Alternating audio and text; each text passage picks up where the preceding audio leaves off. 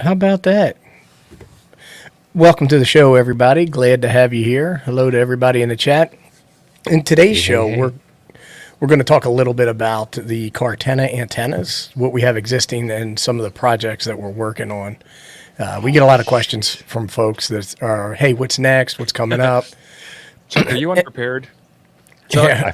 I forgot one thing. It's here. It's in the room though, so that's good. But we are probably negligent in letting folks know what's going on. But also, we like to get the input and ideas from everybody as to what you're looking for. So that's why we're doing the show today. Chuck's got to pull his britches up a little ideas bit. And it's his turn.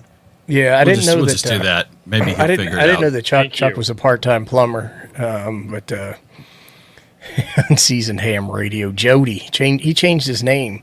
He should be Unseasoned Ham Radio too. I thought that was the, the name to go with. Mike? You know, I can still hear you guys, right? Oh, yeah. Oh, hey, Chuck.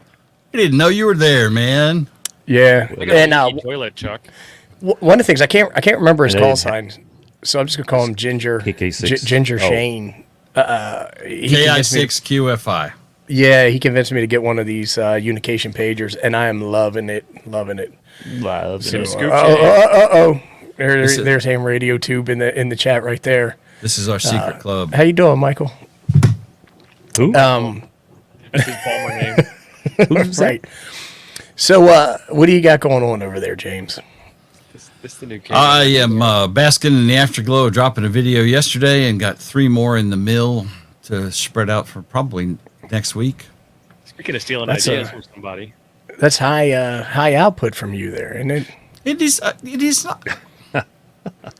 It's average. I'm completely average. I'm saying it with love. Average. I will agree with that. I'm it's saying completely it with love. average.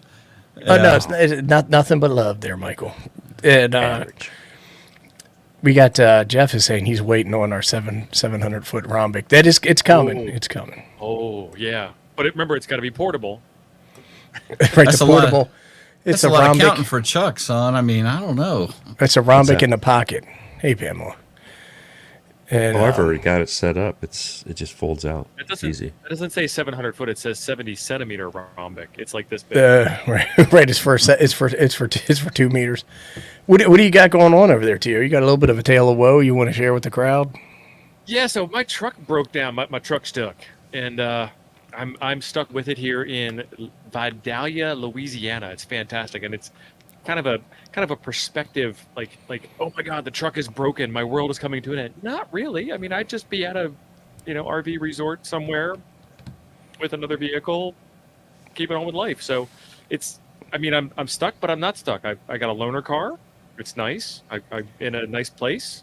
And you got a taco shack right down the street, right? Oh yeah, this place. I don't know if I told this story in public or not, but I walked in and the hostess doesn't speak English. She said 2. I said yes. She walked us to the table. She said, I sat down. I thought that's what she meant. The waiter came out. He asked me what I'd like to eat. I told him what I wanted. I pointed to it on the menu. You got something showed up on the table. I'm not complaining. Food was that good. I got nothing to complain about. I always say in adventures, what you get when you didn't get what you planned for. I planned on getting a quesadilla. I got tacos. Okay, It is, Don, where the Vidalia. He's at the onion capital of the United States.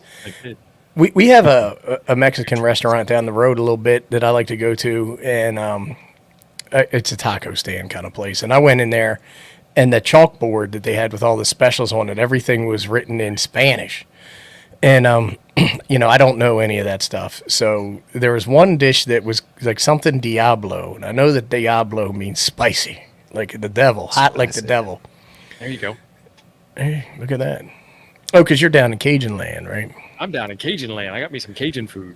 You need some jambalaya. Hey, I ordered the Diablo something or other and a couple other things. I just was like, I wanted to act like I knew what I was doing. I was like, 3, 5, 7. And then you're James. You never do that. Never do that. James Son of a bitch. And the guy's like, "See, gracias." And then you got it now. Brought it home. My old lady's like, "Hey, what did you get?" And I was like, "I don't know." I was like, But one of them spicy. So, and it was good Some eating. good looking food. I shared pictures in the Discord. We have a special food channel, where you put all your Instagram photos. That's right, Brian. Chuck, we're going around the horn. What do you got over there?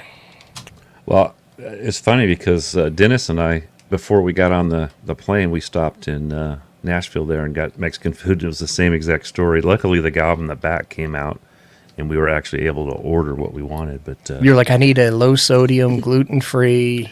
yes, no, that was not me. That was somebody I was with. Was kind of that way. Yeah. He was on the TO diet, but he also, my buddy. We went on an accident on a bus one time, and it was everybody on there. Nobody spoke English. It was all Spanish, right? So my captain thinks he's smart, so he starts talking to the gal and starts asking her a few questions in Spanish, and all of a sudden she's just like, and I'm like, oh, you asked for that one, didn't you? Yeah, well, like we went to He one. couldn't understand a thing she said, so. Oh, I went to one with a buddy from work, and they brought him out like a piece of cactus, and I mean it was like a piece of damn cactus on his plate. I'm like, you better eat that. But See, I learned Spanish in high school, but I didn't learn the way Carlos talks. Carlos was on the radio up on Montesano with us, and I swear he left off like either the beginning or the ending syllable of every word he spoke in Spanish is what it seemed like to me. he was speaking Slanglish. Slanglish. I learned very basic firefighter Spanish because we have a large Mexican population around here. So I know how to say, where does it hurt? I'm a fireman, I'm a paramedic, and your sister has Given birth. nice hair. Nice hair. Yeah, my buddy was speaking Spanish with one of our patients one day, and I get back and I start saying stuff to him. He goes, "You understood what I was saying?" I go, "Oh yeah, I can understand Spanish. I got just enough words and sign language that I knew what he was saying, Then after that, he was a little more careful. Don's getting a little sassy mouth over there. We're going to have Don on the telling show you. and have him in the upper left-hand corner and see how well the show goes. Wait. Better plan. We get Don on the show. We put him in the green room for 35 or 40 minutes and then Make let him him wait. come on the show. Because then he can't talk in the green room. I mean, Yeah. Well, right real quick before we get started. Nemesis. So the other night I was laying in bed trying to go to sleep, and I'm thinking about SWR. I'm sure that's a normal what I thing do. for a ham radio normal. Yeah, operator. every day. And I said, you know what? This is going to be a good question for Thursday's show. So what we're going to have here is a little quiz time. Everybody gets to show how smart they are. I don't know the answer to this question, so I'm going to switch to my overhead camera, and then we're gonna draw it up, and we're gonna splane it up, and we're gonna see what everybody thinks. Let me just zoom in a little bit there. Brandy, can you make me the center screen? I'll did. make you the Look at center you. of the world. No. He was already there, Jim. See, Jim, you messed it up. I was making him the whole screen. Oh, no. Jim That's not didn't in his mess up. contract. That's Jim not did in not So- mess up. Let's say you have your radio, and then you have your nice coaxial cable, right? And then your coaxial cable is going to go up to your antenna. I think this is all the hieroglyphics for that stuff. And let's just say you have a 2 Is to this the 1. scale? No, let's say you have a 2 to 1 SWR if you measure it right there.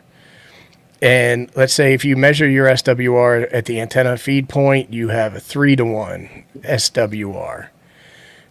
Okay, so here's where the question is that this will be point A and this will be point B. Where does your reflection occur? Right? So if you go ahead and you push 100 watts out, let's just say it's 100 watts. Are you getting reflection here or are you getting it there? So answer number 1 in the chat would be A. Answer number 2 in the chat would be B. Answer number 3 in the chat would be A plus B. And then answer number 4 would be SWR is fake. I'm going to go with answer 3 because those two waves are going to interact with each other. And Well- there'll be some additive and subtractive components. Okay, well, we might have to ask you to explain that with some science behind it. But I T.O., Chuck, you want to weigh in? Does anybody else have a? You're saying that the reflection happens. I'm just at B. guessing. I'm guessing it's B. Again, I don't know. This is going to be a debate. No, there's no answer on that paper that's right. So there's no He just looked it reflection up. at I heard all, him right? typing. Oh, I didn't say there's no reflection. I said there's not a valid choice there. The closest one would be 4. Well, the thing about it is that this coaxial cable, right, is 50 ohms.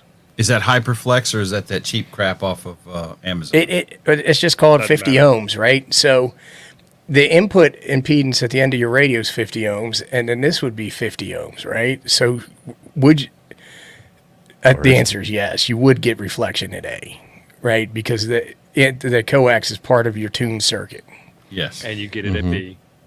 right? And you would get it at B because you have a mismatch at B, right? But the question is that what is this? Is this really a 3-to-1 at B? Because if it's a 2-to-1 here, is it really a 1.5 reflection at B? Right. I don't, like I said, I don't know. But I would assume that you would get reflection here, and then you would get a different reflection here. Yeah, so you're going to get a reflection at point B. Actually, you're going to get a reflection at the end of your antenna, not at Right. point B. And then you're going to witness it at point A. Well, I mean, that sounds like a lawyer answer right there. I don't know if that makes sense or not. Well, How do you bring a question without the answer? I mean, I'm just saying. Well, if I knew the answer, I wouldn't ask it. You know what I'm saying? Oh, all right. Here we go. Raphael is probably. I think- trust him.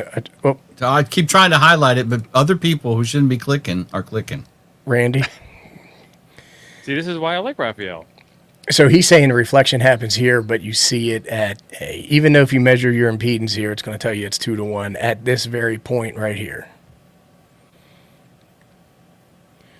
All right. Well, I guess Raphael spoiled the fun. Let's go. Okay. Thank you, Raphael. That was easy. And thanks for agreeing with me, Raphael. Let me see if I can fix my camera real quick. I paid him for that. So, But could you have a different impedance on the antenna than you have on the cable? well, I think you would. I think you would, right? To me, that you have a mismatch here, and you're going to get a reflection off of that, and then you have a mismatch here, and you're going to get a reflection off of that. But what Raphael's saying is you're getting a reflection at B that you see here, right? So your Well, radio, yeah. your radio is Yeah. going to see 2-to-1, but your real reflection is 3-to-1, which is masked by the attenuation in the cable. You see the reflection where you measure it, number one. Number two, some antenna systems, because we have to talk about that phrase, antenna systems, Right. Right. use coax or they use balance line as a transforming circuit. So like the G5RV, the world's best antenna that has ever been created on the history of ever, he's using I heard that. He's using that segment of ladder line as a transformer to get it to be 50 ohms at the radio. And then some people use a length of coax. And if you really want to get all sciencey, when you're trying to do a certain type of antenna, you want exactly the same length of coax, or you want very specifically different lengths of coax because of timing, which is another thing to talk about. Yeah, well, you also want like a half wave of the lowest frequency you're going to operate on, right? Of coax, Thanks, Mike. because it's one half trip around the SW or the Smith chart. But they use the ladder line on a lot of those antennas because it's low loss, right? So you have reflections that go back and forth, and the low loss nature of the ladder line means that all your power eventually makes it out. If you have gas station coax, every trip back and forth is going to take a taste, going to put a tax on it. So we're talking about the CaHRTennas, and I don't know how many people, a lot of people may not have ever seen this. This was something that we originally did at the very beginning of the CaHRTenna journey.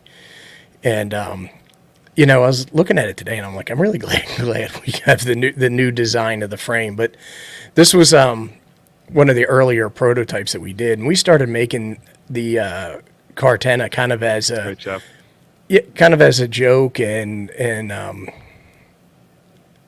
Well, before but the Jeff, question, let's go ahead real quick. I was gonna say, Jeff, but that doesn't tell you where you could you have dual reflections, a reflection at A or B.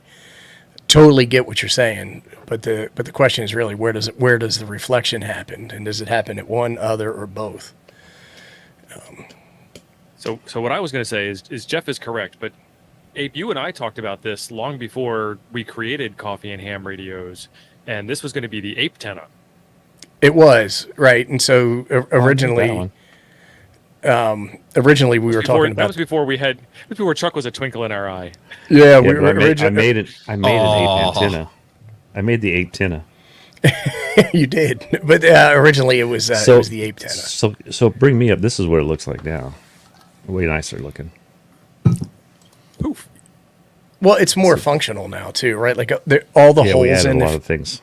all the holes in the frame have purpose behind them. Let's see the hole in the end out there where it comes through. Oh, you can Yeah. actually see that. That's something I came up while we were designing the first one. Well, the other one is that you have the BNC connector, and so we actually sent one of these to Ham Radio Oh. Tube, and he was having some questions around how we put the Let's see. BNC connector in there because the hole originally was round. Justifiable questions. See the And squares now now? it's ovular. It's obloid. Ovular. Means something. Obloid. That means That something sounds else, doesn't it? completely dirty, Steve. Quit talking And about tell that. tell you the truth, that was in the first one, but somehow it got omitted before we started printing them. But let's do this. Oh, Chuck 'Cause we definitely did- has we more did- motivation than you do. We did have that one. And I still use this all the time because it's an antenna and it's built and it's you have it, right. it's something to take out. Mike, I'm working on it. Let's see. I've got a bunch of parts in here. Here's that's not the one. Ed, I'm mine looking can. for. Edwin, a boy antenna and a girl antenna love each other very much. Things happen.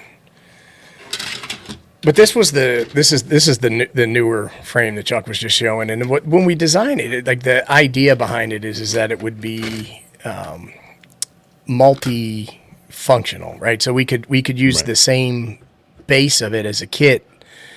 The thing is, we don't want to build these because if we build them, they're going to be super duper expensive. And so what we wanted to do is we wanted to have a platform that we sold as a kit. And if this is your kit, you can take it apart and do anything you want with it, right? There's a lot of different things. And like I said, we have these 4 holes.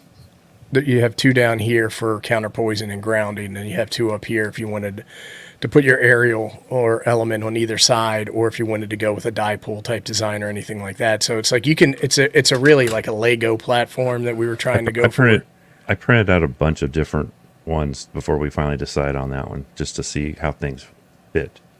Yeah, I If mean, you look at the tons of- side of it, we made it easier for people to I was get gonna say, their fingers in there. Show them that swoop, Abe. So the swoop. which swoop? The gusset on the BNC connector. Oh, the gusset. Yeah, that was a fun one. Isn't that How what you were it's talking about?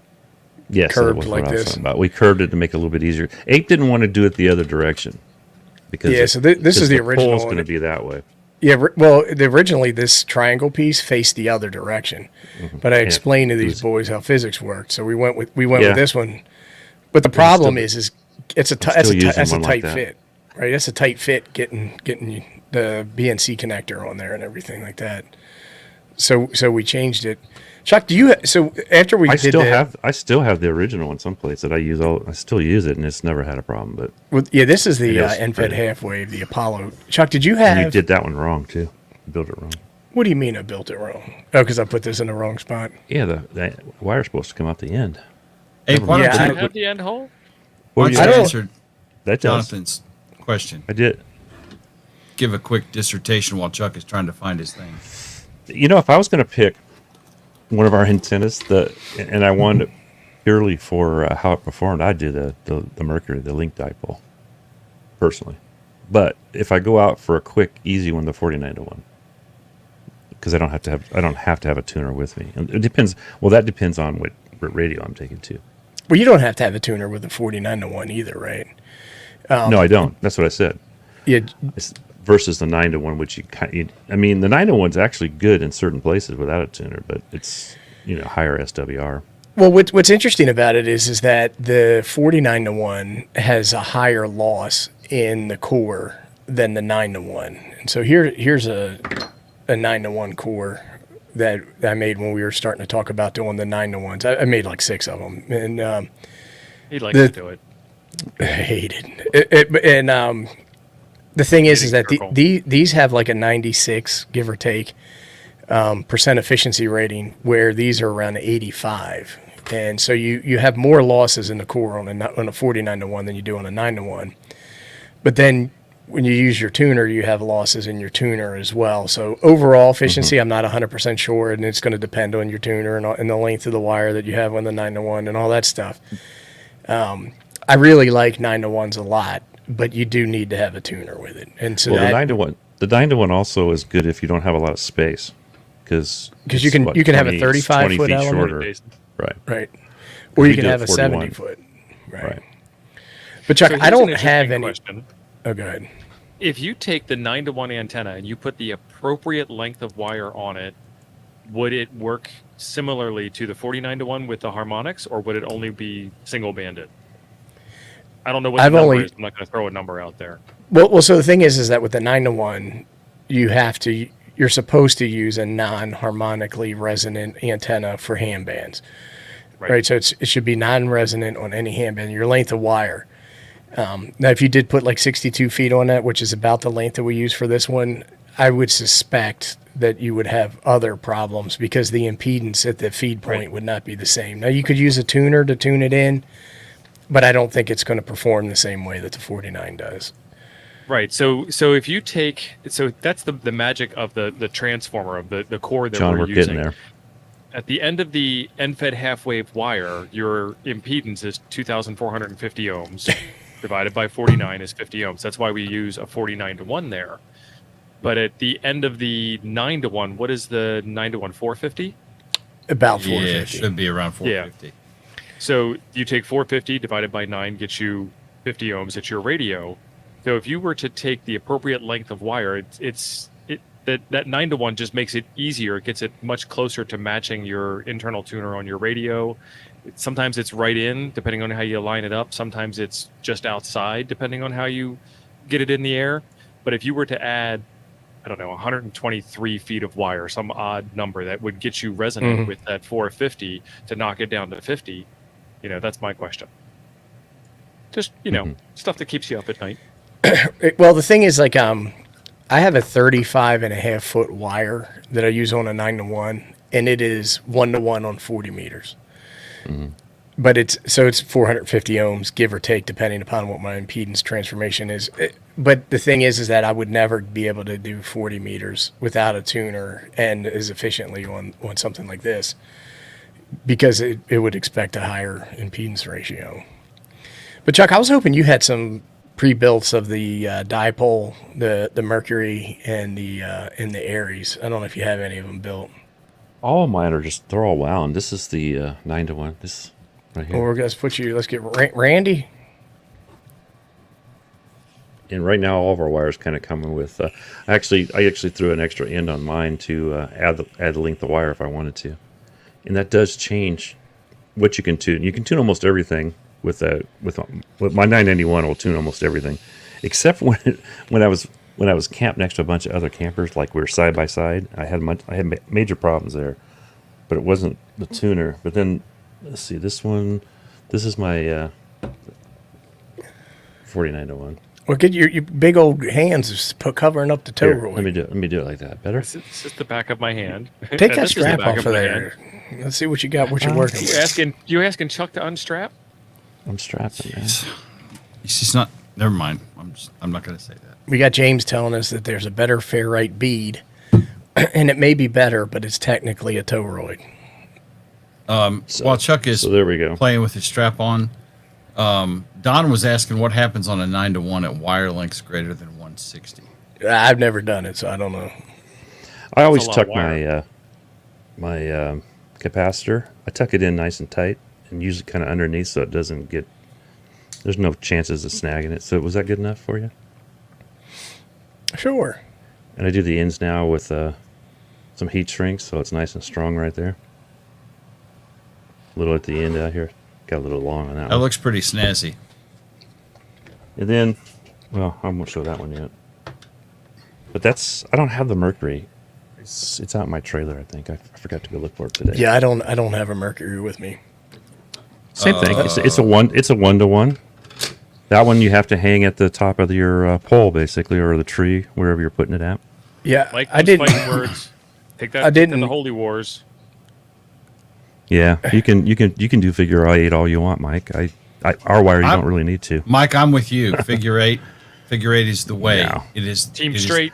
this is the way. So when you guys wrap thousands of feet of wire a week, let me know, and then you can tell me what to do. Yeah, right.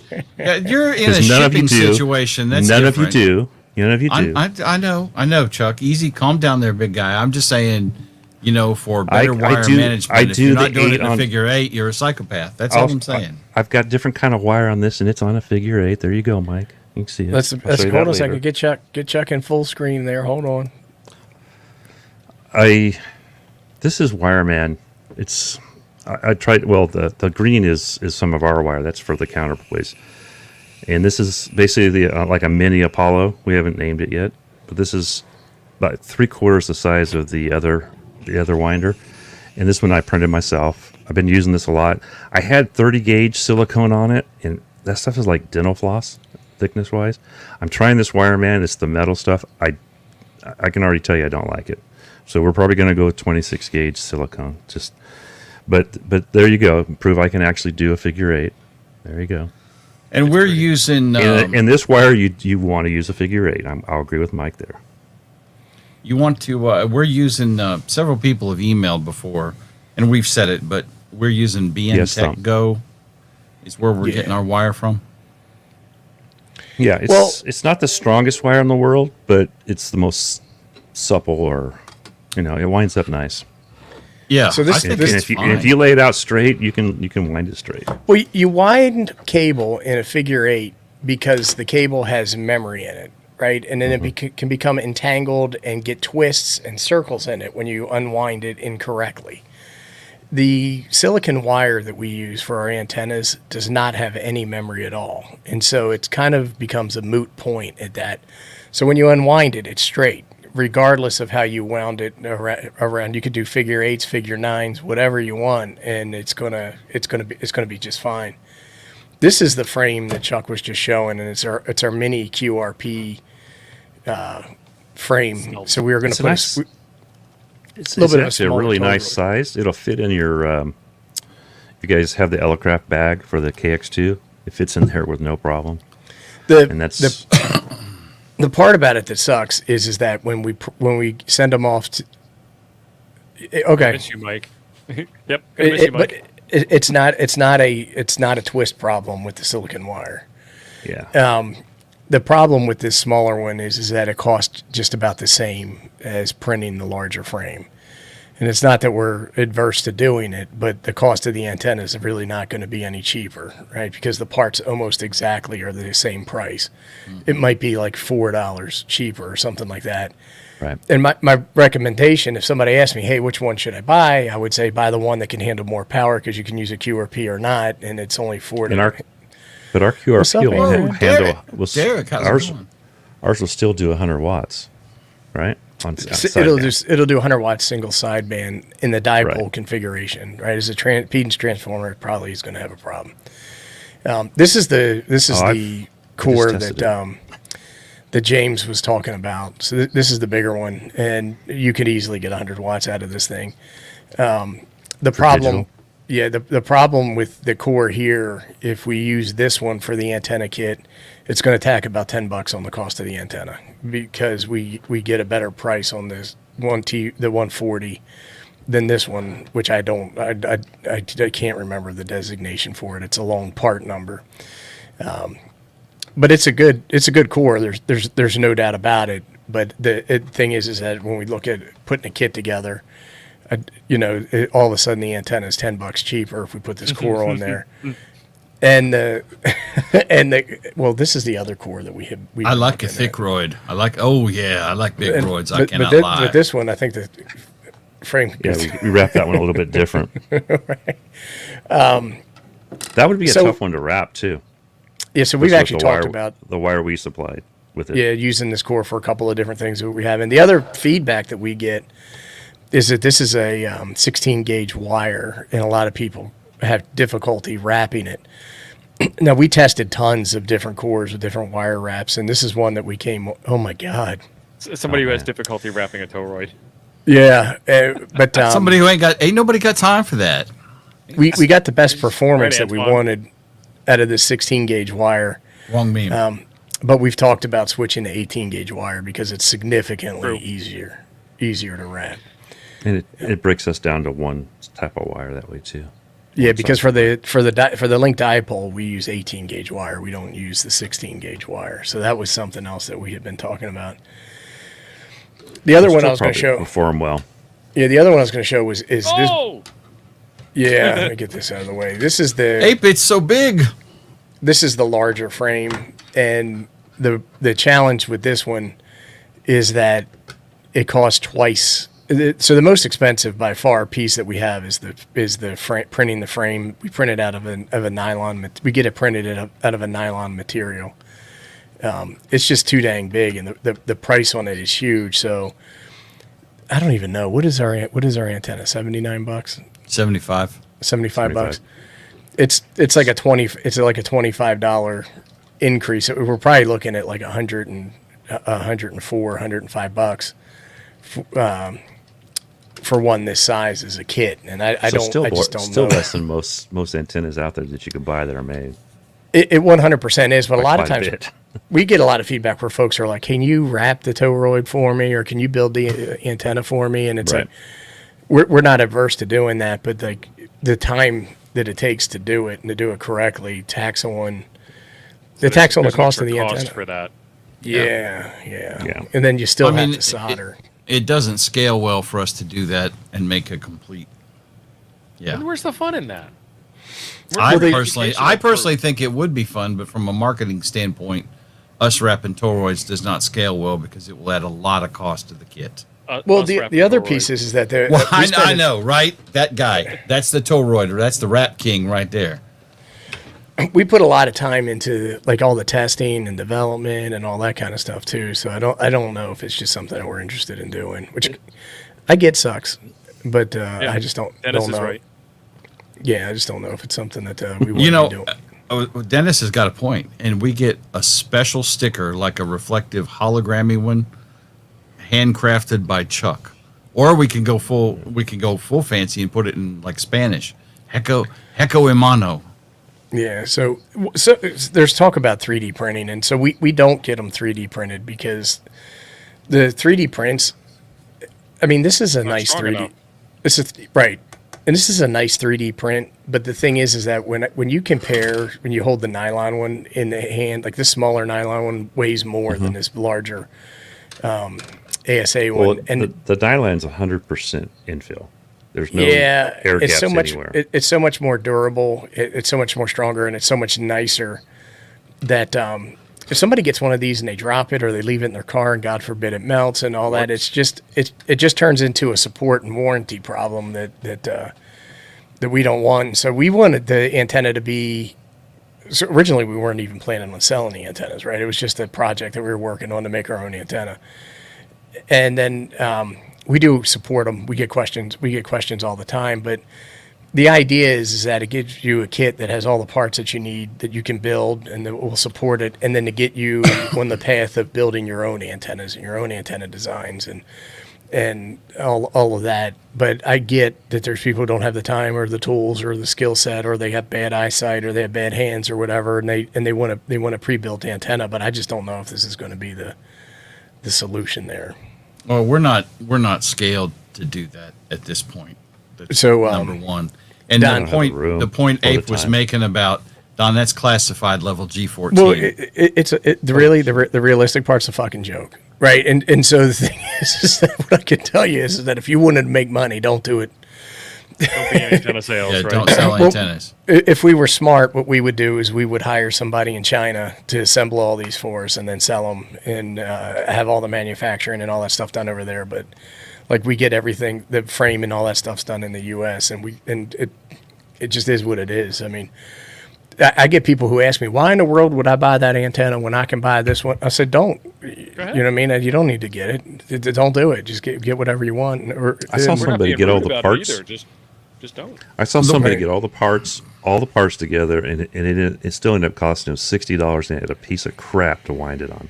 Excuse my French. Well, it's the same thing. It's the same thing with the DX Commander antenna. Callum tells you, by all means, Right. make your own. And if you go out and try and make your own, you go down to the dollar store and get some cutting boards and cut some circles with some hand Yeah. tools. Do it as cheap as you can. You still can't beat Callum's I've done price.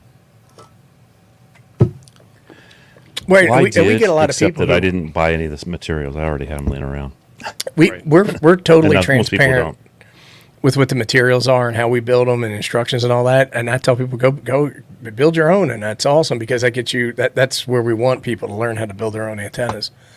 So at Huntsville, I had a guy come up to tell me, we don't sell our none of our antennas are made to be set at your house 24/7. But a guy came up to me, and I forget who it was, and he says, my antenna's been up for over a year. He goes, I bought one of the first ones you guys had, and it's James been did outside the whole time. Was that James? He's in the chat right now. He already said that in the chat. KI5OEB, I think is the Keep up, James Chuck. I'm talking Keep up. about.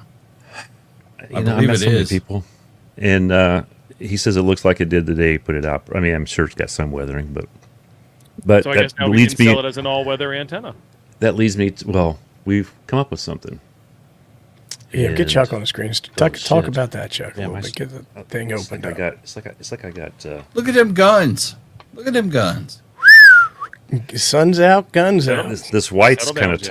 tough. The white's kind of tough with the my lights here, but so we played with it. Me and Abe been talking about this for a week. So this one's going to have a 250 in it, 240. a 240, excuse me, and the black part inside there is going to be a board that actually screws it down, so it doesn't move, especially once you solder everything in and attach all the other wires. And I just used screws that I had here. That were probably used more like an eye bolt at one end, at the top up there,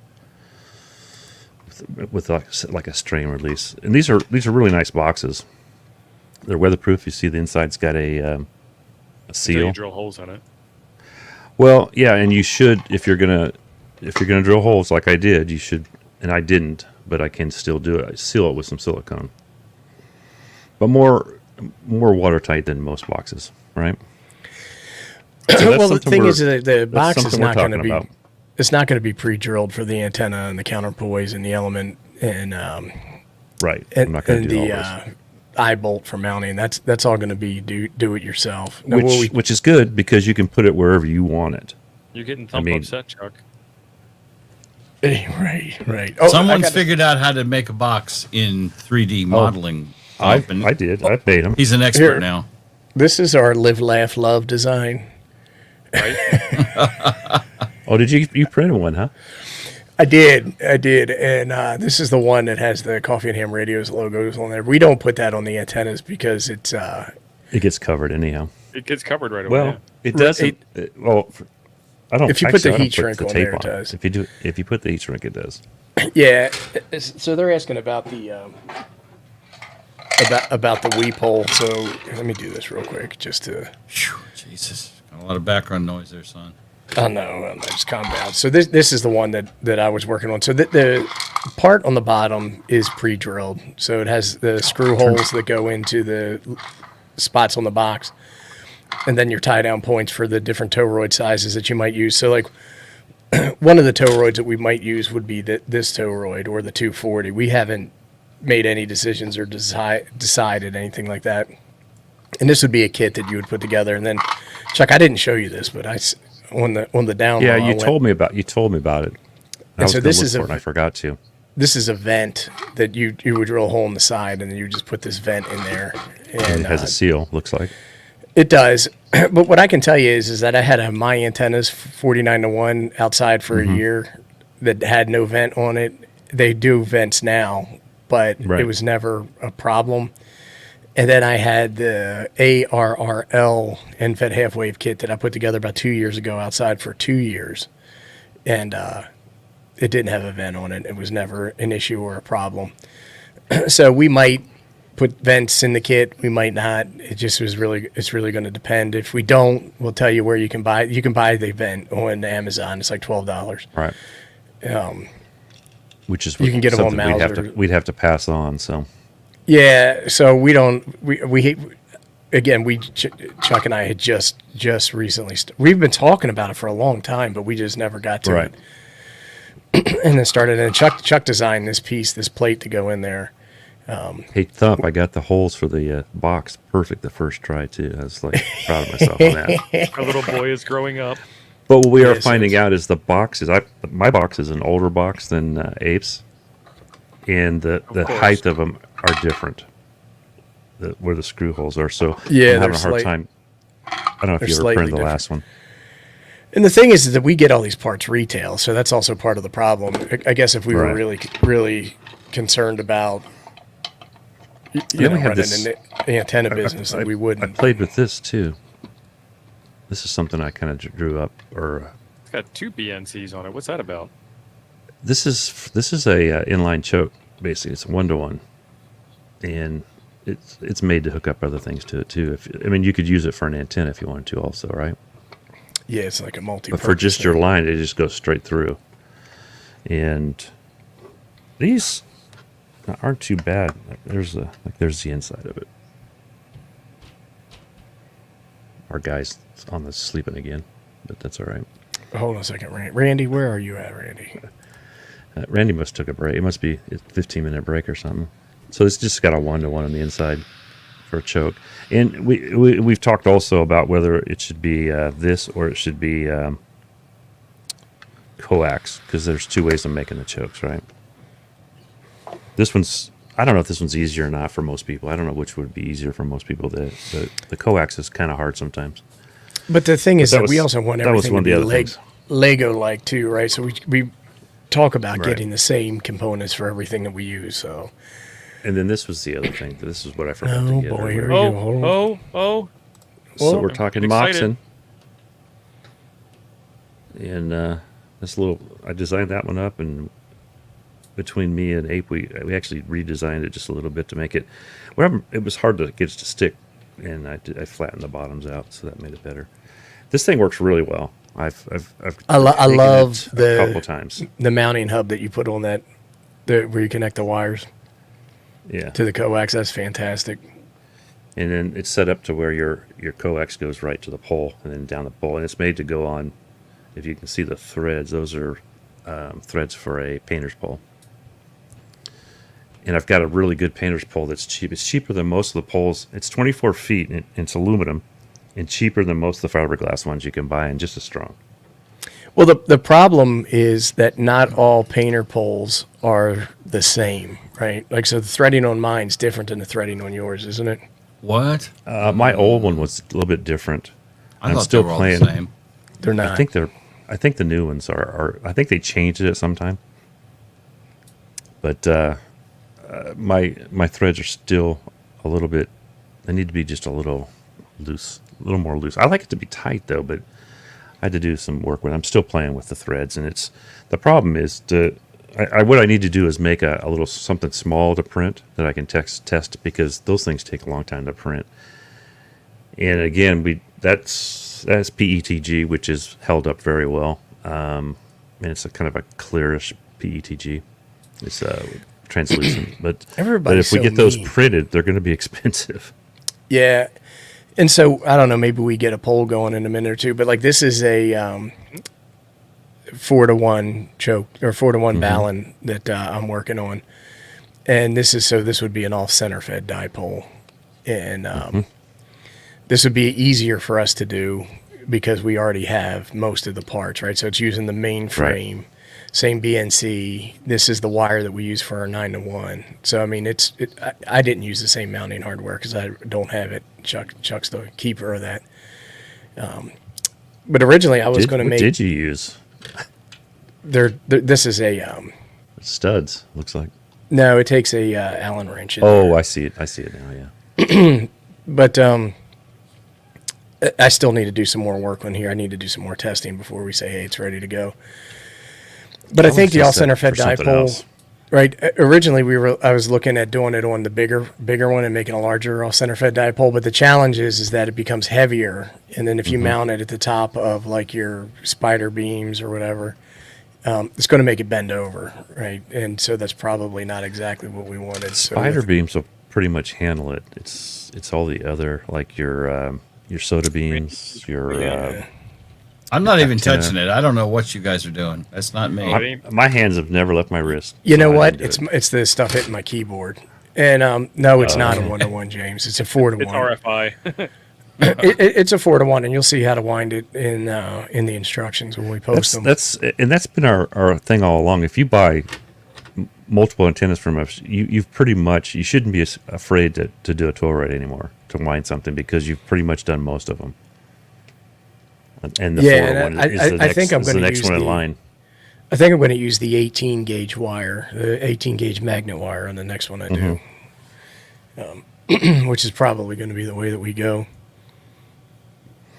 Yeah, So, we make is it somebody 18. skilled enough to put a pole out there? Do you? What do folks want to see next? Do they want to have the 2-meter Moxin, the 4-to-1, or the?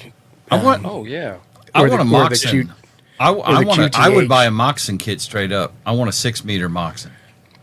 Well, I think it's right now. It's the 2-meter Moxin, the QTH box, or the or the. And offset Ian effect Andrews dipole. was talking about a forward element. I did a forward element for 10, and I've actually got a 6-meter already done up that's 4 elements in Moxin.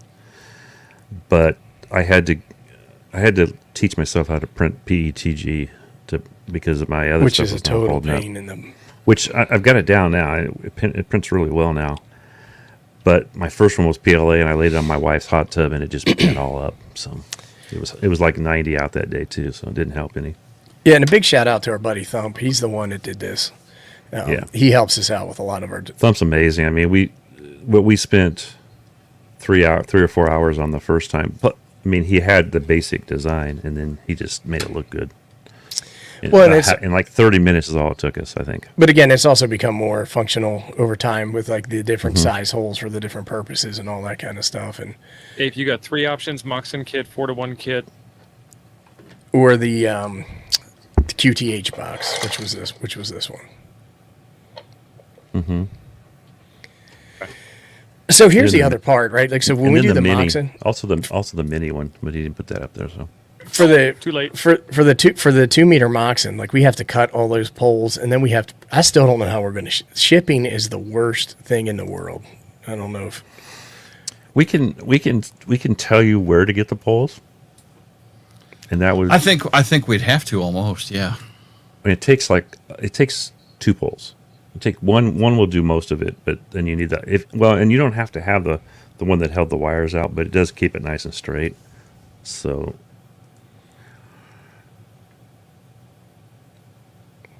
Don's saying, let us. We actually have to go and see him. I think that's not a bad plan. I don't know if we're going to 3D print the center for that Moxin, or if we're going to get it in the nylon 5.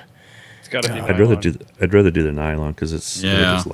it'll last longer. I just It's a huge. Well, I mean this one sat our on my truck for a signature, couple of boys. days. So that guy's got our asses in a sling, though. I mean, he's a great guy, but Yeah, but it's a quality piece of kit that we get. You know. all right, Yeah. all right. All right, There's a goodness. huge difference it between don't bend. that doesn't multi-jet bend. fusion nylon print and a FDM 3D print that you do at home. Right. I mean, it's Yeah. not even the same thing. Well, we tried to do ASA one time, and we weren't happy with the way it came Yeah, out. we ordered And ASA. is really We good. did. We ordered some test ASA, and they didn't look they didn't look as good as the multi-jet fusion did. No, the Oh, they multi-jet weren't fusion close. is. I'm actually doing better in PETG. I than think those Chuck has the P7s. ASAs. I've never seen one of them close up. We ordered I sent them, one and to somebody. not me. I think I think you didn't want one. Probably I not. took one and I Need it. finished it. I did a vapor thing to it and made it look better, but Yeah. Did you heat it up or gas it? Alcohol I or gassed something it like with it was no, It's Acetone. not alcohol. Acetone. Yeah, that? Yeah. I got one of Chuck's acetone jobs right here. yeah. It's all shiny. Yeah, that's ASA, which ASA is probably one of the best I can actually do this. It'd be better. things for outside because it resists moisture and everything. But It does look shiny. The back looked all right. It's, Hey, it's I like printed it's The like top he looked- sprayed top it looked down funky. with Soul Glow or something. Is that Yeah. like my wife Krylon or broke something? My wife broke mine because they get real soft when you first do it until they cool they set out for a while. And she took mine. And she goes, I'm like, well, yeah, it was really soft, Kath. Why did you do that? And she's probably watching right now on her way home. Or listening. She's listening. Is she a bunko night? Yeah, you know what, Paul? I think that's what I'm going to end up doing. I tried You to just use. changed the subject. So yes, she's a bunko night. No, she's not Yeah. a bunko. She works once a week, 1 day a week, and helping her old boss out. The 10 poles are probably going to be the way I go with the 6 meter. I've got a 4-element 6 meter, and I'm just not having luck with other ways of doing it. So the Liberty Cave's asking about the doublet, and we're not saying it's off the table. And Chuck even did some work on a prototype for a doublet. But Shoot, do I have that here? I might. the thing is that 450 ohm ladder line is like $3 a foot, right? And Yeah. so for us to buy 1,000 feet of that, it's like $3,000. Not that we haven't spent $3,000 on wire before, but it starts to add up. And then when you roll it up, like 50 feet of that is too big to fit into it. We'd have to change shipping boxes. Yeah. Yeah, and then the shipping would be like $20-some to ship it as opposed to 10, and it. So there's a unfortunately this there's is a lot what of I did up for that. yeah. Man, everything's blown out to death. Doc, thank you. Appreciate it, Bradley.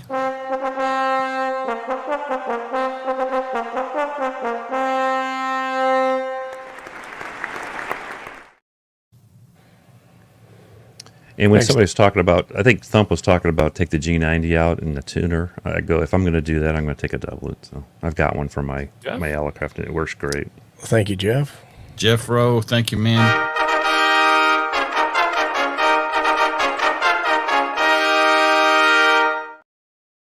Well, I'll tell you what, it looks like the Moxin kit's the next one then. Yep. Let me Looks get like over there and So gather the results for the poll. Kyle is streaming tonight at 8 o'clock on his channel, AA0Z. So I wanted to make Does he sure plug everybody us? knew that. Oh, it's too Yes, late, he I guess, when does. he gets- He It does. doesn't matter. plug us. We are ham bros. Ham bros, Hams- man. Hams lead the way. So all right, the results are in. The Moxin kit, 69%. The 4-to-1 to kit, 4-to-1 said to 69. 4-to-1 to kit, 16%. The QTH box kit, 13%. So it's Moxin, boys. Chuck, you've been Moxin. selling that for like 2 years now. That's Chuck's had a- magic. That's had a Chuck's lead. safe word. That's his Yeah, war I know. word. I mean, Chuck uses that for everything. That one's probably going to work into a 6 meter also eventually. I think the same. I'm the interested same- in the Probably 6 No, meter. I don't need a 2 I, meter for I nothing. take that. Here, hang on. I'll show you. Yeah, I've got the Here 6 we go. meter one here. It's different. Hey, Arthur. No, it's not different. Sorry. The 4-element one is way different, and that's what. All I right, have a- well, a I hub- guess that's tomorrow what I had we the got to hub get a for. quote. We have 2 parts that we need printed for the Moxin, right? We have the connection Right. point. Oh, so Yeah. we're not going to use the that other piece that we talked about, Chuck? What other piece was that? So, ham without a plan, I don't see that we could provide a wire spreader. You can get 10,000 wire spreader plans off a Thingiverse. We'd have to 3D print it, or we'd have to get it done. Yeah. Yeah. I don't What's he see us asking doing about? that one. Chuck, Oh. these And then things. the other question that we had that someone mentioned, You see what I'm talking we- about, Oh Chuck? no, I think we answered earlier. mine. The other one works better, I think. Dave, we're not going to sell just the winders. Let's get the quotes in and see what they come in at, and Yeah. we'll figure it The only out. reason I But say that the other one works better because it holds it nice and straight because it's got a place to. oh, right. Yeah. Or you'd have to zip And, tie this and, thing to and that. I tried it without it. It does sag a little bit, but Well, not we John, could thank you. maybe zip tie that part onto Thanks, the John. top of that. But yeah, I hear what you're saying.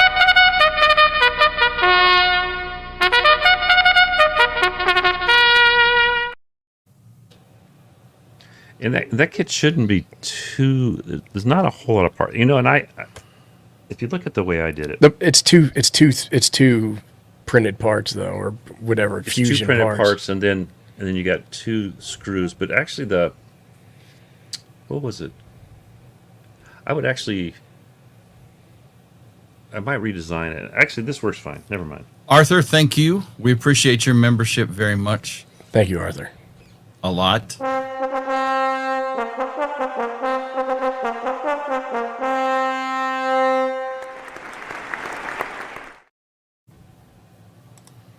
And you guys that All right. live anywhere where 2 meters good, especially if you can get on sodas and stuff, that thing, you can throw it in a backpack. You can break it down, and it hardly takes up any space.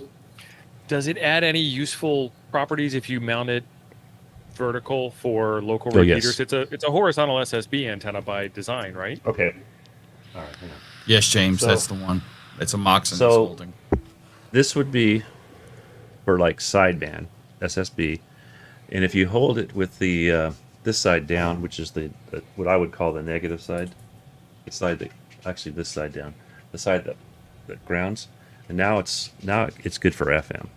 For If you for mount it doing in that repeaters. orientation. Yeah, this is vertical and horizontal, just like And a, what is that, about just like, 6 just like dB? just like a Yagi. Yeah, they're about 6 dB. 5. Yeah, that's not how I would have thought of doing it. So I'm glad you showed that. I would have put it with the U up, Oh no. so like this. if you guys ever You're watch, saying- You're saying like So like it's- this.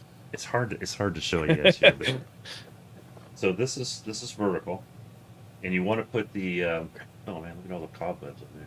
You want to put the technically you want to put the ground side down, which is this side. So it'd be like this. And what's nice about the painter pole I have has a 90-degree thing where it goes off to the side and it holds it like the pole would be right here. So the pole's not in line with it either. It's a pretty cool setup. I ended up abandoning sideband last time I went up because I didn't have much time, and because I wasn't spotting for sideband for 2 meter, I wasn't getting anything on my soda. And I called for like 2 or 3 minutes, but I knew FM I would get a bunch of people, and I did. Chuck, you want to talk about which side's the director and which side's the reflector on that thing? Oh, so the front of it, I pulled the thing out. So the front is where Take it the easy, wires Chuck. come together. Take it is where the easy, wires. son. So this is the driven unit right here, right? So you got one Mm-hmm. piece that goes from there over to here, and then you got your space, and this piece is your reflector at the bottom. I'm getting it caught on everything. So the And that front of it reflector's is, not is attached right to here. anything. It's just physically there. Yeah, it's just just like on a Yagi. Same thing as a Yagi. So that's the front at the camera right now. That's the direction it's going to go, and it's like somewhere around 6 dB. It's about the same as Nice. a hex beam. Yeah, check out Gray Man Poda. He has a wonderful channel where he talks about all things Gray Man and Poda. And he's actually been on our show before. That's Tim from. He used to be Overlanding for Fun, which is his other. He didn't used to be. He still is. That's his other YouTube channel. Yeah. He was a Navy guy. He's all right for a Navy guy. I like him. James is saying that he would buy one of those Moxins. I'll tell you what, James, we will give you one of those Moxins when we get the kids together. We'll hook you up, brother. All right, boys. Kyle is coming on. Thanks, everybody. Had a great conversation. I appreciate it very much. Thanks to the folks for super chat. Thanks to the folks for commenting and clicking the like button. It's much appreciated. Man, you're fast. Thanks, everybody. Thank y'all. It is about time, huh? We'll see you guys about time. Saturday, which I don't know what we're doing yet. Oh, we got to figure that out next. I know. Yep.